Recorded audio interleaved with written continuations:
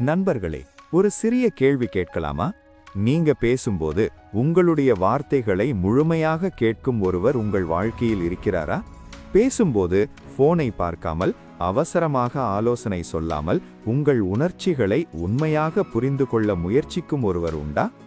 உண்மையை சொன்னால், இந்த உலகத்தில் பேசத் தெரிந்தவர்கள் 1000 பேர் இருக்கிறார்கள். ஆனால் உண்மையாக கேட்க தெரிந்தவர்கள் மிகவும் குறைவு. அதனால்தான் பல உறவுகள் சண்டையால் இல்லை, புரியாமையால் உடைந்து போகின்றன. இன்று நாம் பார்க்க போவது ஒரு மிகவும் சக்தி வாய்ந்த திறமை. அதுதான் டீப் லிசனிங். இந்த ஒரு திறமை மட்டும் இருந்தால் உங்கள் உறவுகள், உங்கள் மரியாதை, ஏன் உங்கள் வாழ்க்கையே கூட மாற ஆரம்பிக்கும். அது எப்படி என்பதை தெரிந்து கொள்ள இந்த வீடியோவை இறுதி வரை பாருங்கள்.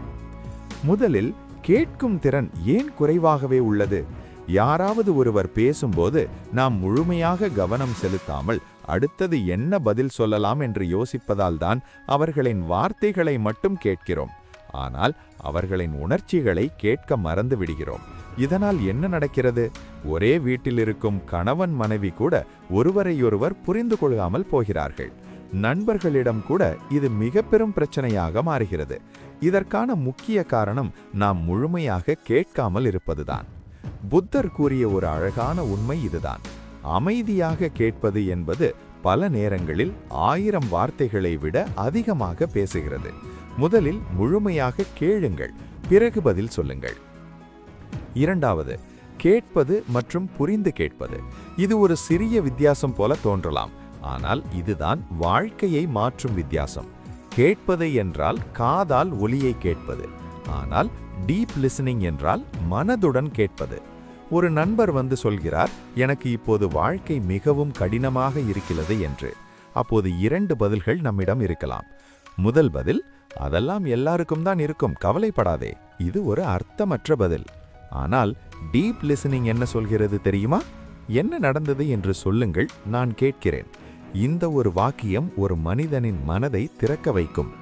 மூன்றாவது, கேட்பதின் முழுமையான சக்தி என்ன? இன்றிலிருந்து யாராவது உங்களிடம் பேசும்போது அவர்களை முழுமையாக கேட்க முயற்சி செய்யுங்கள். ஏன் தெரியுமா? அது அவர்களுக்கு ஒரு பாதுகாப்பான உணர்வை தருகிறது. நான் பேசும்போது யாராவது ஒருவர் என்னை உண்மையாக புரிந்து கொள்கிறார் என்ற நம்பிக்கை உருவாகிறது. பல நேரங்களில் நம்முடன் இருப்பவருக்கு தீர்வு வேண்டியதில்லை, அவர்களை புரிந்து கொள்ள யாராவது ஒருவர் உண்மையாக இருக்க வேண்டும் என்பதுதான். இப்போது டீப் லிஸ்னிங் செய்யும் போது உங்களிடம் ஏற்படும் சில மாற்றங்கள் என்ன என்பதை பார்க்கலாம். மரியாதை கூடும். நீங்க மத்தவங்க பேசுறத கவனிக்கும் போது அவங்களுக்கு உங்க மேல ஒரு ஆழமான மரியாதை வரும். பதட்டம் குறையும், தேவையில்லாத விவாதங்கள் குறையும், உறவுகள் பலப்படும். என்னை புரிஞ்சிக்க ஒருத்தர் இருக்காங்க அப்படிங்கிற நம்பிக்கை உங்கள் உறவுகளுக்கு கிடைக்கும். நான்காவது, ஆழ்ந்து கேட்பதுதான் உறவை மாற்றும். புத்தர் சொன்னார், இந்த உலகத்தில் அன்பும் கருணையும் தான் மனதை இணைக்கும் சக்தி. அதாவது சில நேரங்களில் மக்கள் சொல்லாத விஷயங்களையும் நாம் புரிந்து கொள்ள வேண்டும். ஒருவர் உங்களிடம் நான் நலமாக உள்ளேன் என்று சொன்னாலும் அவரின் குரல், அவரின் முகபாவனை, அவரின் அமைதி, இவை வேறு ஒரு கதையை சொல்லிக் கொண்டிருக்கும். அந்த நேரத்தில் நாம் உண்மையாக கவனித்தால்தான் அவர்களின் உள்ளத்தை புரிந்து கொள்ள முடியும்.